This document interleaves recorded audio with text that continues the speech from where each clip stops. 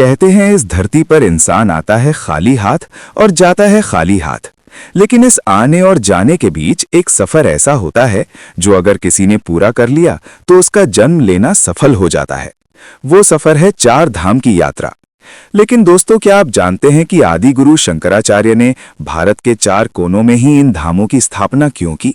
और क्या ये सच है कि भगवान विष्णु हर रोज इन चार धामों में अलग अलग समय पर साक्षात आते हैं? जय श्री कृष्ण दोस्तों, भगवान की बातें चैनल पर आपका स्वागत है। आज हम घर बैठे उस पुण्य यात्रा पर चलेंगे जिसका सपना हर हिंदू अपनी आखिरी सांस तक देखता है। दोस्तों, हिंदू धर्म में धाम का अर्थ है भगवान का घर। वैसे तो हमारे देश में हजारों मंदिर हैं, लेकिन चार धाम का महत्व सबसे अलग है। ये चार धाम हैं बद्रीनाथ उत्तर, रामेश्वरम दक्षिण, द्वारिका पश्चिम और जगन्नाथपुरी पूर्व में। अक्सर लोग छोटा चार धाम यानी केदारनाथ, बद्रीनाथ, गंगोत्री, यमुनोत्री और बड़ा चार धाम में कंफ्यूज हो जाते हैं। लेकिन असली चार धाम वो हैं जो भारत की चारों दिशाओं को एक पवित्र धागे में पिरोते हैं। इन चारों धामों के पीछे एक बहुत ही सुंदर और रहस्यमयी मान्यता है। माना जाता है कि भगवान विष्णु आज भी इन चारों धामों में अपनी दैनिक दिनचर्या यानी डेली रूटीन पूरी करते हैं। आइए इस दिव्य दिनचर्या के साथ इन धामों को समझते हैं। 1. रामेश्वरम धाम दक्षिण, जहां भगवान स्नान करते हैं। हमारी यात्रा की शुरुआत होती है दक्षिण भारत के समुद्र तट पर स्थित रामेश्वरम से। ये वो पवित्र स्थान है जहां त्रेता युग में प्रभु श्री राम ने लंका पर चढ़ाई करने से पहले भगवान शिव की पूजा की थी। महत्व: रामेश्वरम का अर्थ है राम के ईश्वर। यहां हरि और हर का मिलन होता है। मान्यता है कि भगवान विष्णु अपनी दिनचर्या की शुरुआत यहीं से करते हैं। वे सबसे पहले रामेश्वरम आते हैं और यहां स्नान करते हैं। यहाँ के मंदिर में 22 कुंड हैं, जिनके जल से स्नान करने पर माना जाता है कि इंसान के सारे पाप धुल जाते हैं और बीमारियां ठीक हो जाती हैं। यहाँ की रेत का एक एक कण राम नाम की गवाही देता है। 2. द्वारिका धाम पश्चिम, जहां भगवान वस्त्र पहनते हैं। स्नान करने के बाद भगवान पश्चिम दिशा की ओर बढ़ते हैं, यानी गुजरात के द्वारका धाम।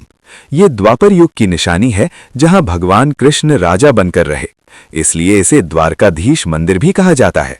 महत्व: कहा जाता है कि रामेश्वरम में स्नान करने के बाद भगवान द्वारका आते हैं वस्त्र और श्रृंगार यानी ड्रेसिंग करने के लिए। इसीलिए द्वारकाधीश मंदिर में भगवान कृष्ण का श्रृंगार देखने लायक होता है। उन्हें राजाओं की तरह सजाया जाता है, कीमती जेवर और रेशमी वस्त्र पहनाए जाते हैं। यहाँ गोमती नदी अरब सागर से मिलती है। कहते हैं कि असली द्वारका नगरी समुद्र में डूब गई थी, लेकिन भगवान की उपस्थिति आज भी वहां की हवाओं में महसूस होती है। ये धाम हमें सिखाता है कि जीवन में राजसी सुख भोगते हुए भी धर्म का पालन कैसे करना चाहिए। 3. जगन्नाथपुरी पूर्व, जहां भगवान भोजन करते हैं। वस्त्र पहनने के बाद भगवान को भूख लगती है और भोजन करने के लिए वो जाते हैं पूर्व दिशा में, यानी उड़ीसा के जगन्नाथपुरी में। ये कलयुग का सबसे जागृत धाम माना जाता है। महत्व: जगन्नाथपुरी का सबसे बड़ा रहस्य है वहां का महाप्रसाद। मान्यता है कि भगवान विष्णु यहां भोजन करने आते हैं। यहाँ की रसोई दुनिया की सबसे बड़ी रसोई मानी जाती है। कहा जाता है कि यहाँ भगवान जगन्नाथ को दिन में 56 भोग लगाए जाते हैं। और एक चमत्कार ये है कि यहाँ साल भर लाखों भक्त आते हैं, लेकिन प्रसाद कभी कम नहीं पड़ता। और जैसे ही मंदिर के पट बंद होते हैं, प्रसाद खत्म हो जाता है। यहाँ भगवान अपने भाई बलभद्र और बहन सुभद्रा के साथ विराजमान हैं। यहाँ की मूर्तियां लकड़ी की बनी हैं और हर 12 साल में बदली जाती हैं, यानी नवकलेवर। जैसे आत्मा पुराना शरीर छोड़कर नया शरीर धारण करती है। यहाँ भगवान का हृदय आज भी मूर्ति के अंदर धड़कता है, जिसे ब्रह्म पदार्थ कहते हैं।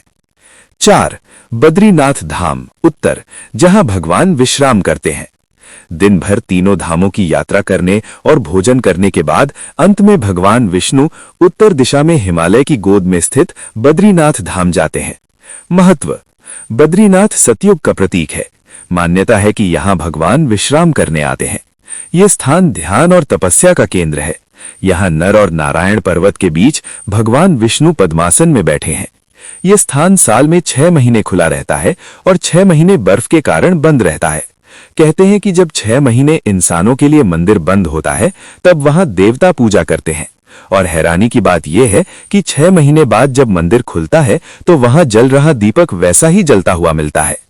यहां जाने वाला व्यक्ति अपनी सारी थकान भूल जाता है। इसीलिए इसे मोक्ष का धाम भी कहा जाता है, जहां आत्मा परमात्मा में लीन होने की तैयारी करती है। 4 धामों का संदेश। दोस्तों, ये यात्रा सिर्फ भूगोल की यात्रा नहीं है, ये जीवन का चक्र है। रामेश्वरम सिखाता है कि जीवन की शुरुआत शुद्धता और भक्ति यानी शिव राम मिलन से करो। द्वारका सिखाता है कि कर्म क्षेत्र में राजा की तरह जियो, लेकिन धर्म के साथ। पुरी सिखाता है कि जो भी मिले उसे भगवान का प्रसाद समझकर ग्रहण करो।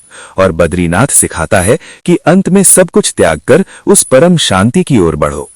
हमारे पूर्वजों ने ये नियम इसलिए बनाया था ताकि इंसान अपनी जवानी में पूरे भारत का दर्शन करे, अलग अलग संस्कृतियों को समझे और बुढ़ापे में ईश्वर के चरणों में स्थान पाए। तो दोस्तों, ये थी भगवान की उस दिनचर्या की कहानी जो सदियों से चली आ रही है। कहते हैं कि जिसने जीते जी इन 4 धामों के दर्शन कर लिए, उसे यमराज का भय नहीं रहता। क्या आपने इनमें से किसी धाम के दर्शन किए हैं, या आपका सपना किस धाम पर जाने का है? कमेंट में उस धाम का नाम जरूर लिखें, जैसे जय जगन्नाथ या जय बद्री विशाल। उम्मीद है आपको आज की ये आध्यात्मिक यात्रा पसंद आई होगी। वीडियो को लाइक करें, दोस्तों के साथ शेयर करें और पुण्य के भागी बने। भगवान की बातें चैनल को सब्सक्राइब करना न भूलें। मिलते हैं अगली वीडियो में। जय श्री हरि।